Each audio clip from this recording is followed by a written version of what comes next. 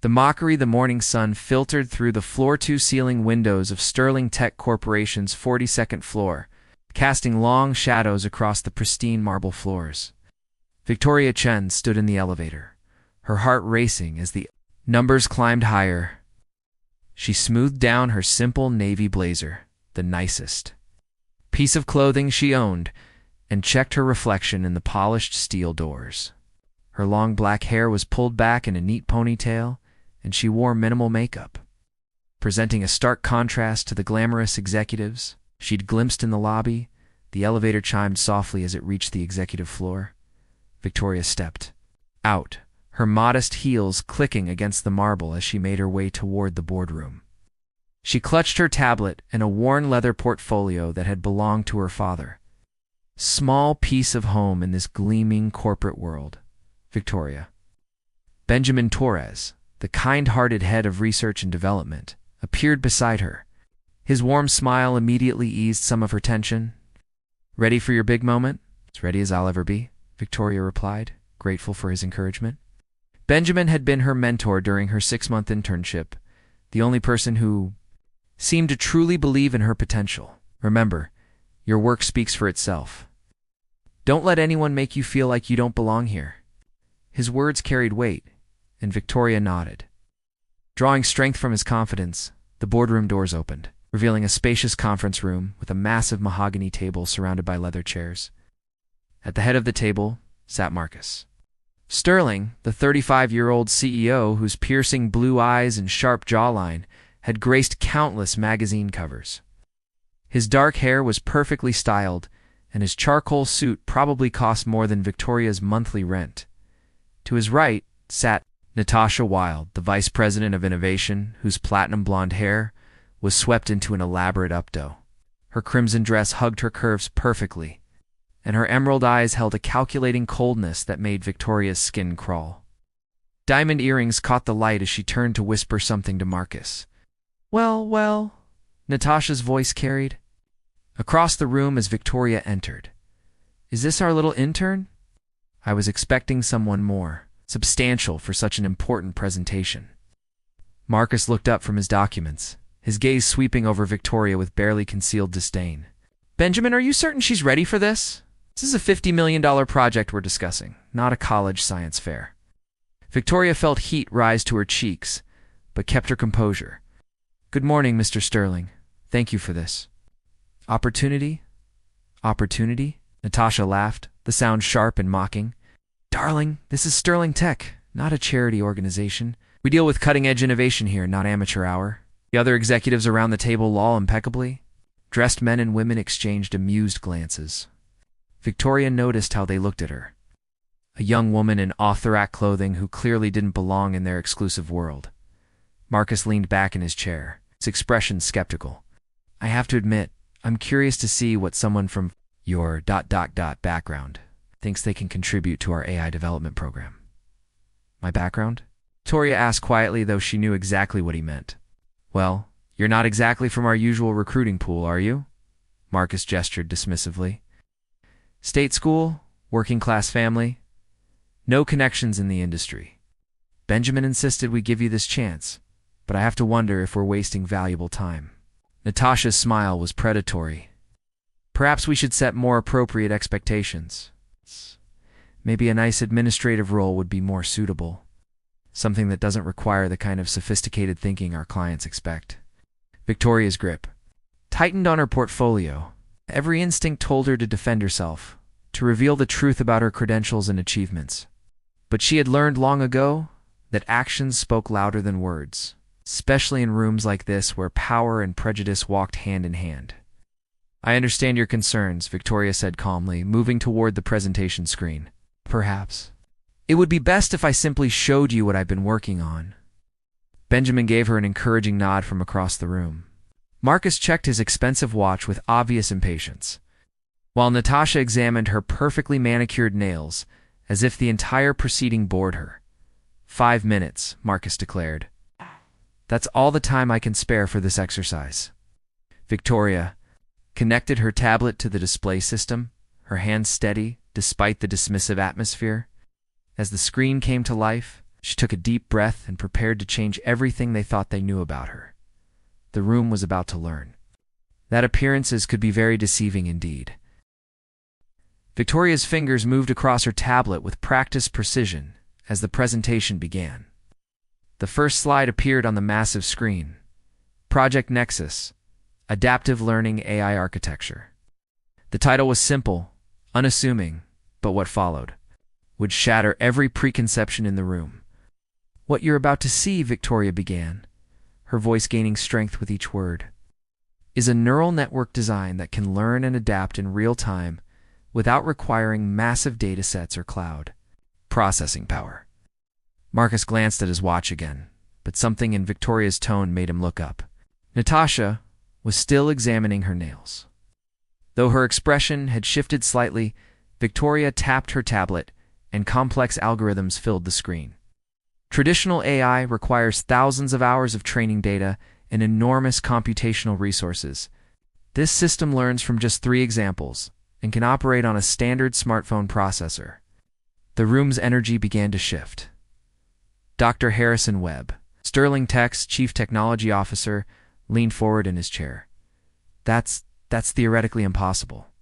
The computational requirements alone are reduced by 97%. Through dynamic weight optimization, Victoria continued seamlessly. She moved to the next slide, showing performance comparisons. "I've tested this against Google's latest language model, IBM's Watson, and Microsoft's Azure AI. In every category: speed, accuracy, resource efficiency, Nexus outperformed them by significant margins." Marcus straightened in his chair, his casual dismissiveness evaporating. "You're claiming you've solved the efficiency problem that's been plaguing AI development for decades?" "I'm not claiming anything, Mr. Sterling. I'm demonstrating it." Victoria's confidence was growing with each revelation. She pulled up a live demo on her tablet. "This is the Nexus system running in real time. Watch." She input a complex financial modeling problem that would typically require hours of processing. Within seconds, the AI provided not just an answer, but multiple solution pathways, with risk assessments and optimization suggestions. The silence in the room was deafening. Benjamin's face broke into a wide grin, but he remained quiet, letting Victoria's work speak for itself. Dr. Webb was frantically taking notes, his earlier skepticism replaced by intense fascination. "How?" Marcus's voice was barely above a whisper.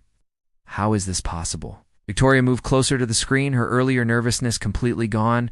The breakthrough came from studying biological neural networks, specifically how a human brain processes new information. Instead of trying to brute force learning through massive data sets, Nexus mimics the brain's ability to form new connections based on pattern recognition and contextual understanding. She clicked to the next slide, revealing intricate biological-inspired algorithms. Most AI systems are trained once and then deployed. Nexus never stops learning. Every interaction makes it smarter, but unlike current machine learning, it doesn't require retraining from scratch. Tasha finally looked up from her nails, her emerald eyes narrowing. "This is very impressive, dear, but surely you didn't develop this alone? You must have had significant help from your supervisors." The question was loaded with implication, but Victoria met her gaze directly. "I developed every line of code myself. Benjamin provided mentorship and access to computing resources, but the core innovation is entirely original." "Entirely original?" Dr. Webb interjected. "The implications for autonomous systems, medical diagnostics, financial modeling, this could revolutionize every industry we work in." "Right." Marcus stood up abruptly, moving closer to the screen.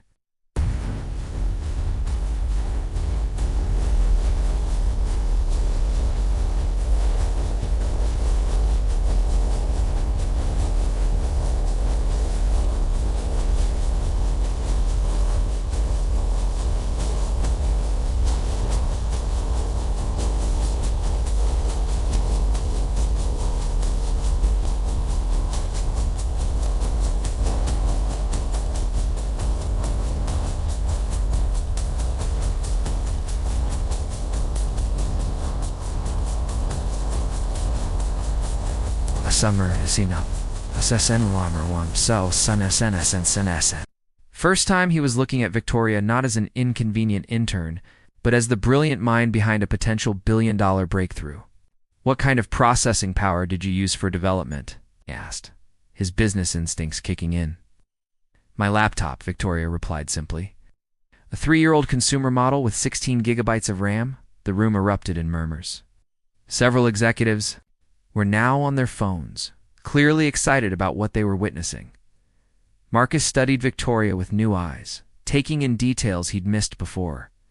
The way she carried herself with quiet confidence, the precision of her explanations, the depth of knowledge that went far beyond what any typical intern should possess. "Miss Chen," he said slowly, "what exactly is your educational background?" Victoria hesitated for just a moment. "I have a bachelor's degree in computer science from San Jose State University." "Just a bachelor's?" Tasha's voice carried a hint of relief. "Well, that explains the unconventional approach." But Dr. Webb wasn't buying it. "No one develops this level of sophistication with just undergraduate coursework." "What aren't you telling us?" Victoria looked around the room, seeing the mixture of amazement, suspicion, and growing respect in their faces. Marcus was watching her intently, and for the first time, she saw something in his blue eyes that looked almost like admiration. "There's more," she said quietly. "The demo you just saw represents only about 10% of Nexus's capabilities. The full system can integrate with existing infrastructure, provide predictive analytics, and even optimize its own code for better performance." She pulled up another demonstration, this one showing the AI analyzing Sterling Tech's own operational data in real time, identifying inefficiencies and suggesting improvements that could save the company millions annually. Marcus moved closer to Victoria, close enough that she could smell his expensive cologne mixed with something warmer, more human. How long would it take to implement this company-wide? With the right team and resources, 6 months for full integration, and the patent status. Victoria's smile was small but significant, all filed and pending. "With my name as the sole inventor." The power dynamic in the room had completely shifted. Marcus was no longer looking down at a lowly intern. He was studying a potential game-changer, who had just walked into his boardroom disguised as exactly the kind of person he'd learned to overlook. "Miss Chen," he said, his voice carrying a new note of respect, "I think we need to have a much longer conversation." Natasha's perfectly composed expression finally cracked, revealing something cold and calculating beneath her polished exterior.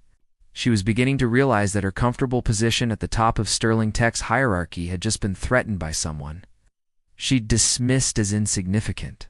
The presentation was over. But Victoria's transformation from overlooked intern to indispensable asset was just beginning. The week following Victoria's presentation passed in a whirlwind of meetings, technical reviews, and intense scrutiny. Marcus had personally assigned her a temporary office on the 38th floor, a significant upgrade from her cramped intern. Cubicle Ann requested daily progress reports on Nexus's development. Victoria found herself working 16-hour days, refining the algorithm and preparing detailed implementation plans.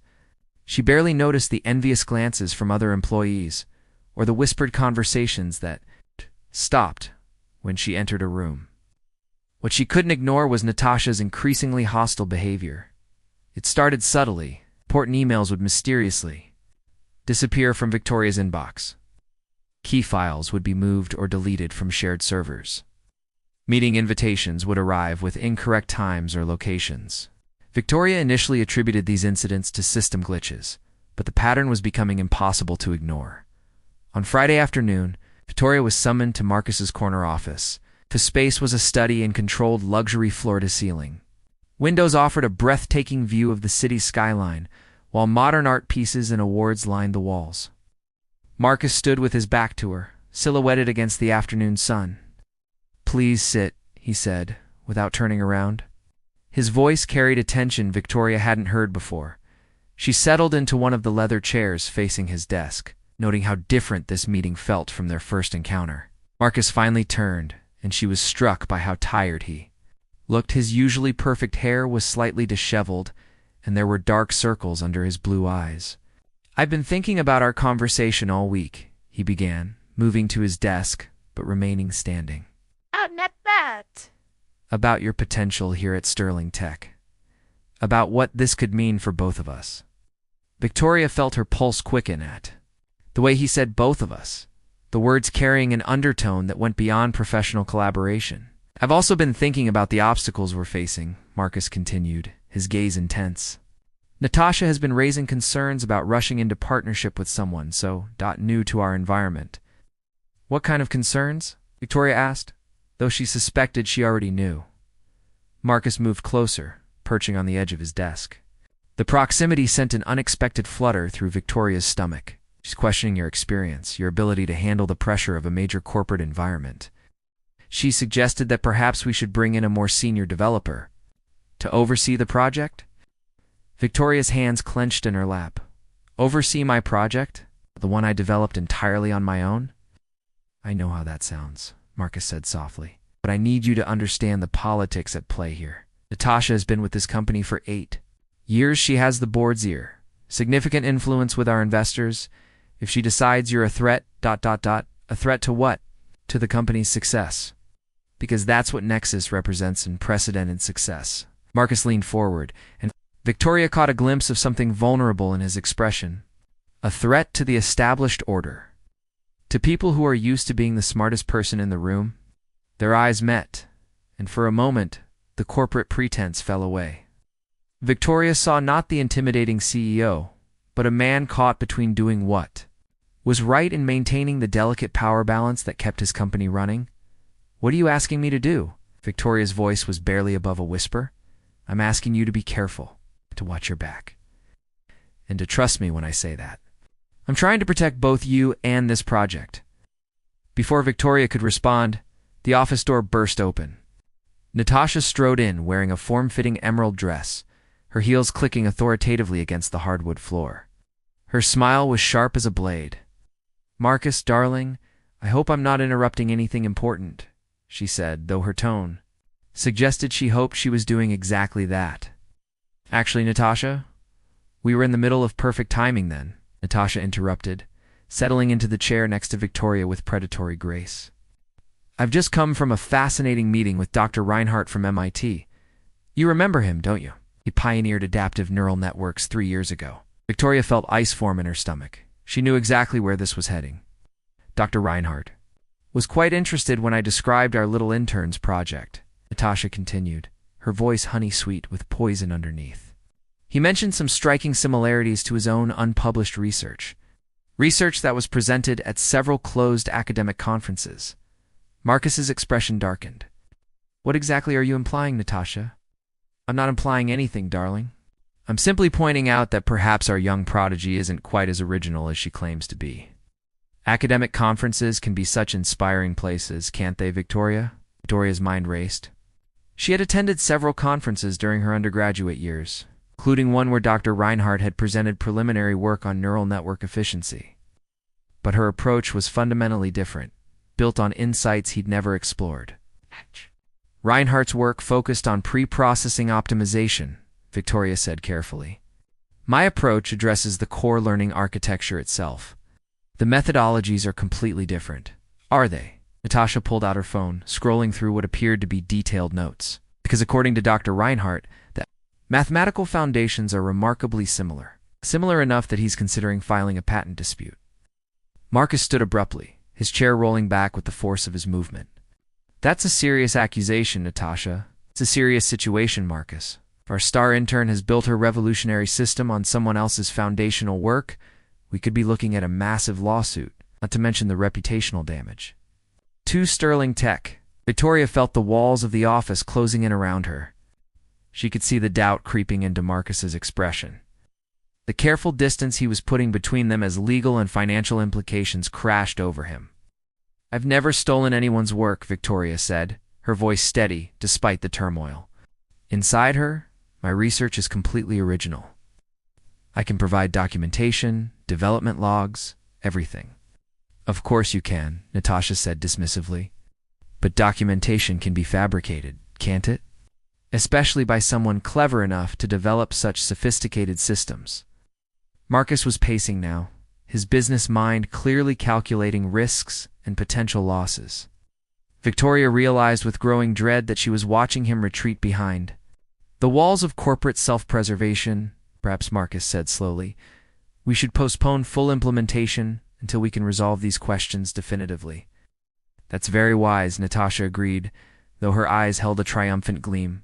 In fact, I've taken the liberty of arranging for an independent review team to evaluate the originality of Victoria's work. Dr. Peterson from Stanford has agreed to lead the assessment. Victoria's heart sank. Dr. Peterson was known for his methodical, painfully slow approach to technical reviews. A thorough assessment could take months, during which Nexus would remain in limbo. I can prove my work is original, Victoria said, desperation creeping into her voice despite her efforts to remain composed. I'm sure you can, dear, Natasha said, rising from her chair with fluid grace. But until then, perhaps it would be best if you return to your regular intern duties. No need to complicate things further. Marcus wouldn't meet Victoria's eyes. She could see him wrestling with the decision, torn between his growing feelings for her and the cold calculations of corporate risk management.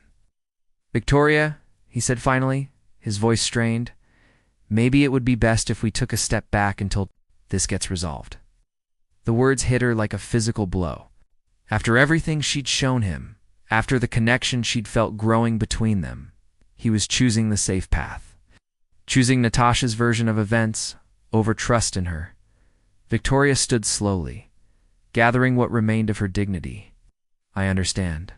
Completely, Mr. Sterling. You have a company to protect. As she walked toward the door, Marcus called her name softly. She turned back, hoping to see support in his eyes, but found only conflict and uncertainty. This isn't over, he said quietly. Isn't it? Victoria replied and walked out, leaving behind not just a professional opportunity, but the first man who had ever made her feel truly seen. In the hallway, she could hear Natasha's satisfied laughter. Through the office door, sound of someone who had just eliminated a threat to her carefully constructed world. But Victoria was far from defeated. If Natasha wanted a war, she was about to discover just how formidable an opponent she had chosen. Victoria spent the weekend in her small apartment, surrounded by printouts of code, research papers, and development logs dating back 3 years. If Natasha wanted proof of originality, Victoria would provide an overwhelming avalanche of documentation. Her sister Emma had driven up from Berkeley to help, spreading papers across every available surface while Victoria walked her through the evolution of her algorithms. This is insane, Emma said, comparing early sketches to the final implementation. You can literally see the progression of ideas from your undergraduate thesis to the breakthrough. How could anyone claim this isn't original? Because people see what they want to see, Victoria replied bitterly, highlighting timestamps on her development logs, especially when it threatens their position. Monday morning arrived gray and drizzling, matching Victoria's mood as she entered. Sterling Tech's lobby. She'd been relegated back to the intern bullpen on the 15th floor, a humiliating demotion that hadn't gone unnoticed by her colleagues. Whispers followed her through the hallways, some sympathetic, others skeptical. Benjamin. Torres appeared at her cubicle around 10, carrying 2 coffee cups and wearing an expression of barely contained fury. This is a travesty, he said quietly, setting down her coffee. I've known you for 6 months. I've watched you develop Nexus from scratch. The idea that you could have stolen this work is ridiculous. Apparently my word isn't enough, Victoria replied, not looking up from her screen where she was compiling evidence. Dr. Peterson's review team wants 3 years of documentation. They're treating me like a criminal. Have you talked to Marcus since Friday? Victoria's hands stilled on the keyboard. He made his choice, Benjamin.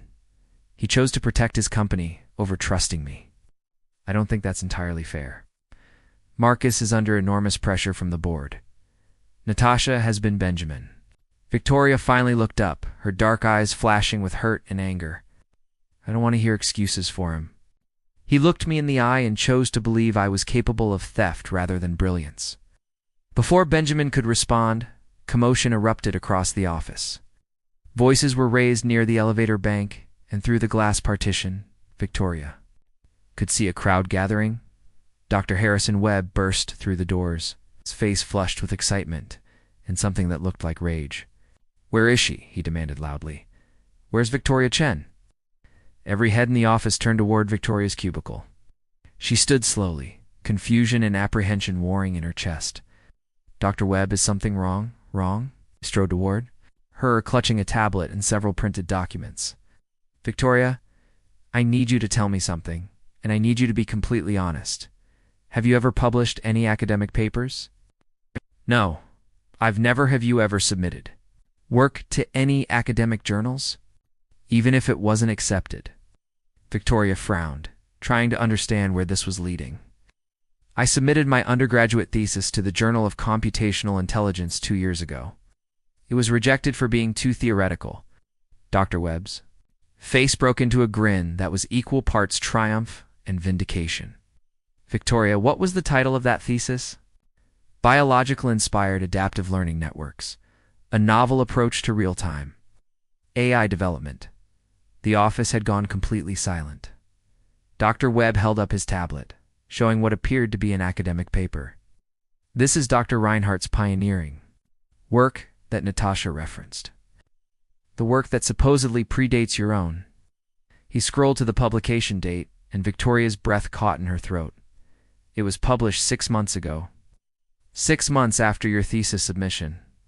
6 months after the journal reviewer, who happened to be Dr. Reinhardt himself, rejected your work for being too ambitious and impractical." The implications hit Victoria like a physical blow. "He stole my ideas." "Not just stole them, Doctor," Webb continued, his voice carrying throughout the office.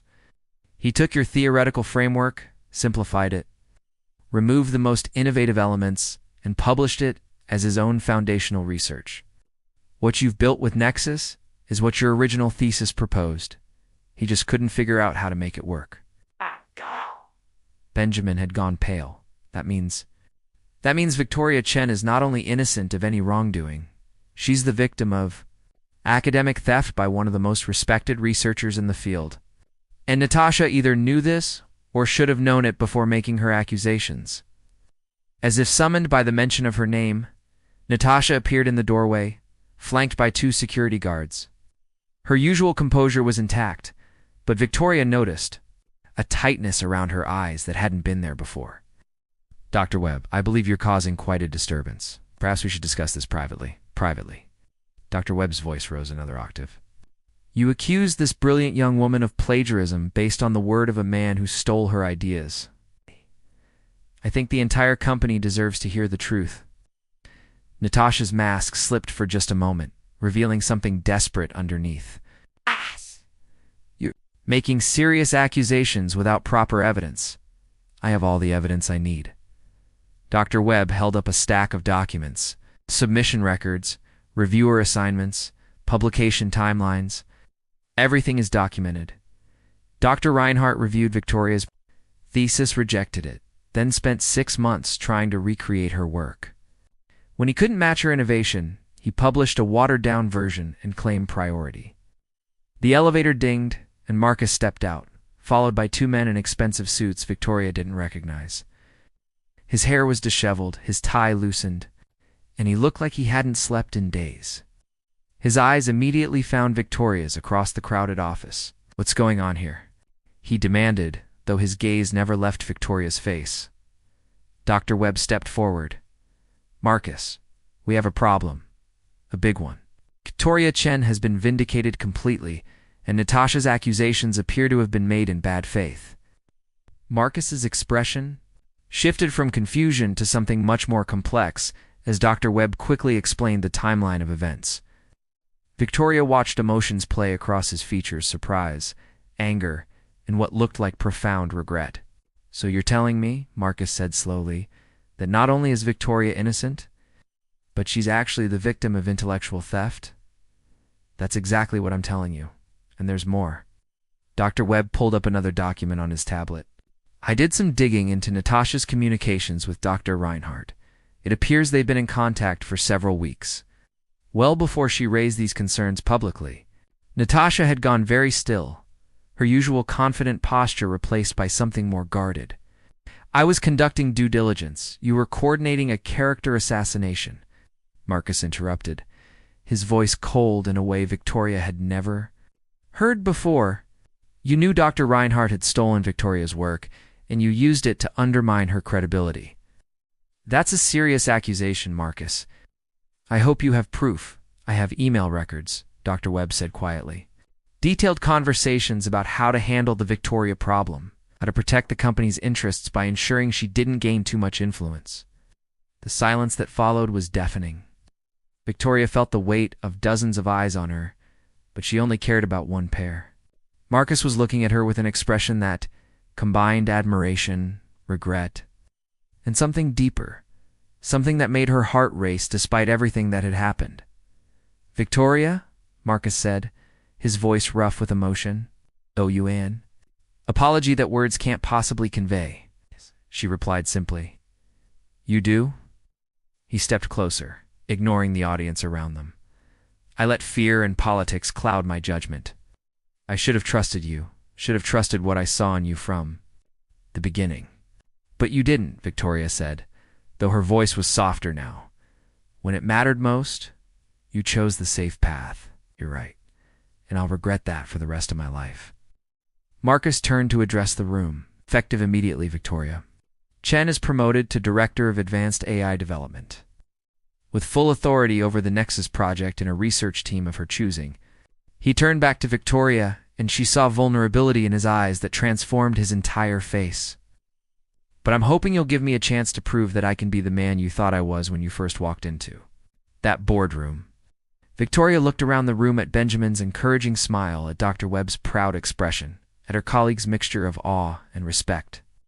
Then she looked back at Marcus, seeing not the intimidating CEO who had dismissed her, but a man who was willing to admit his mistakes publicly and fight for what was right.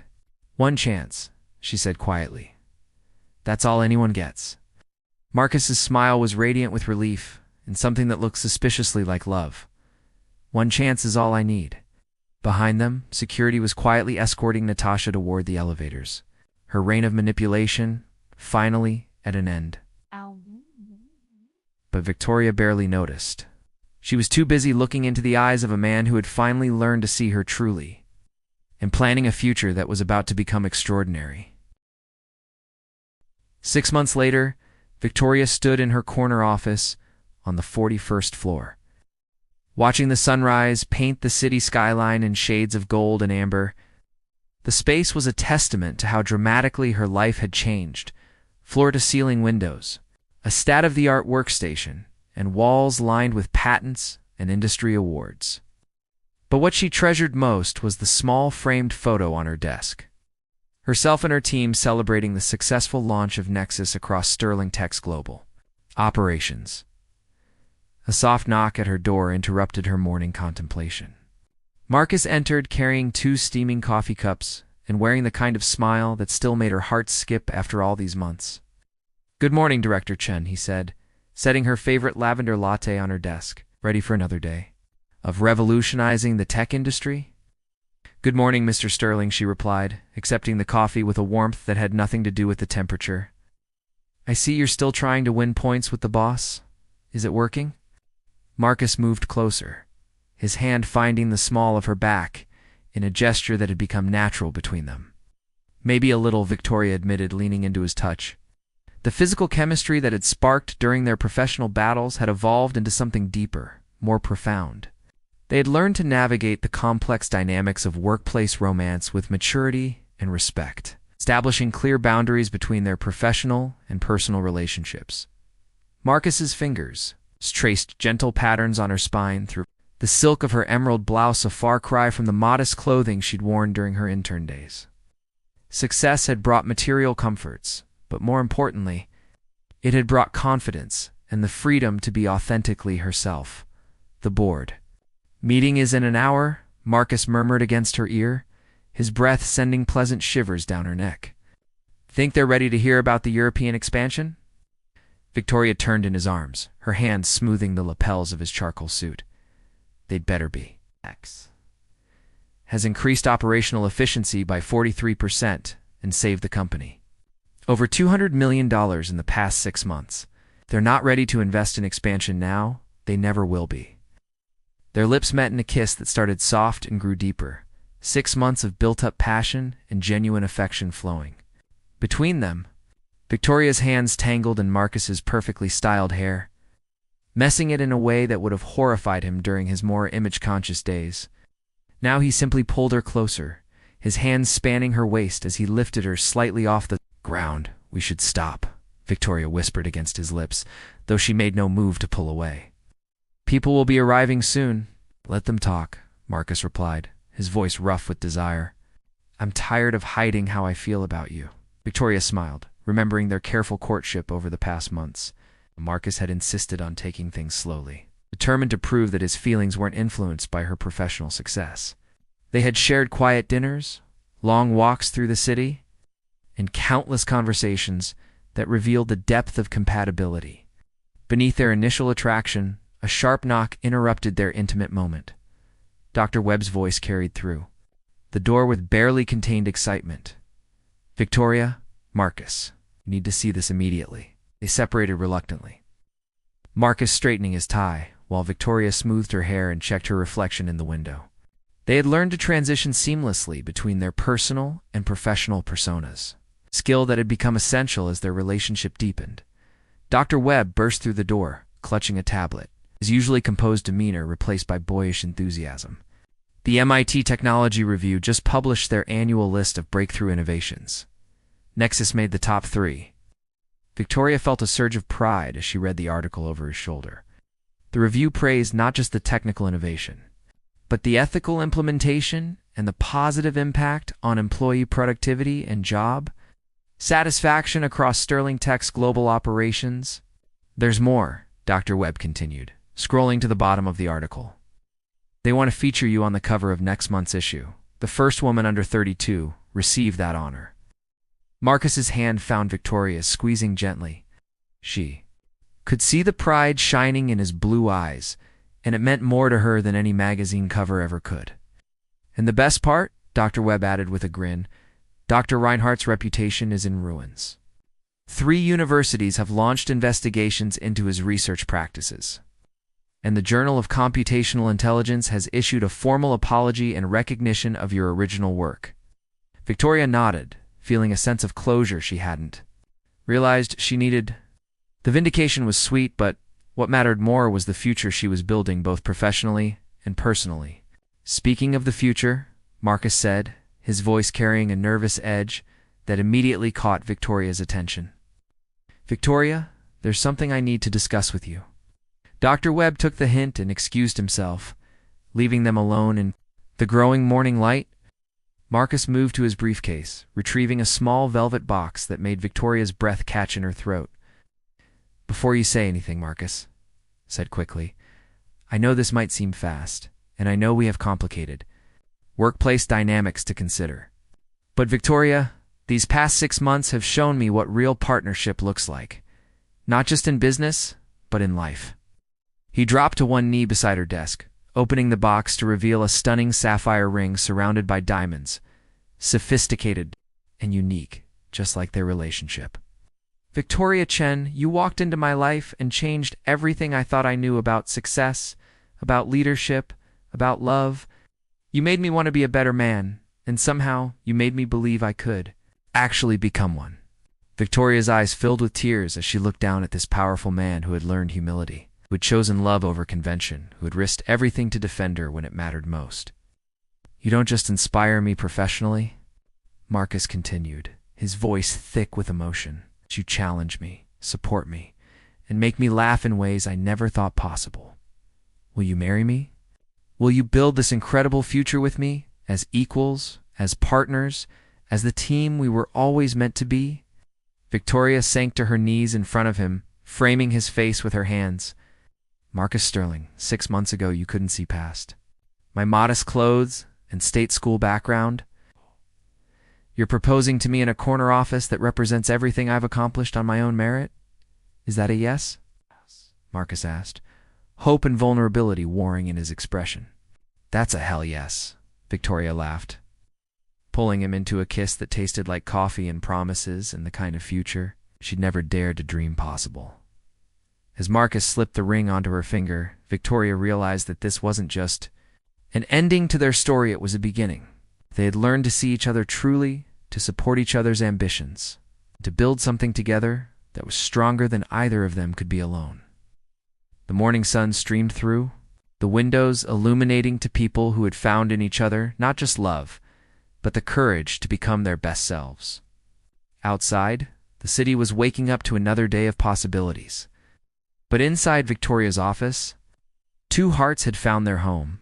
Their journey from adversaries to lovers had taught them that the most beautiful transformations often begin with someone brave enough to look beyond first impressions and see the extraordinary hidden beneath the ordinary.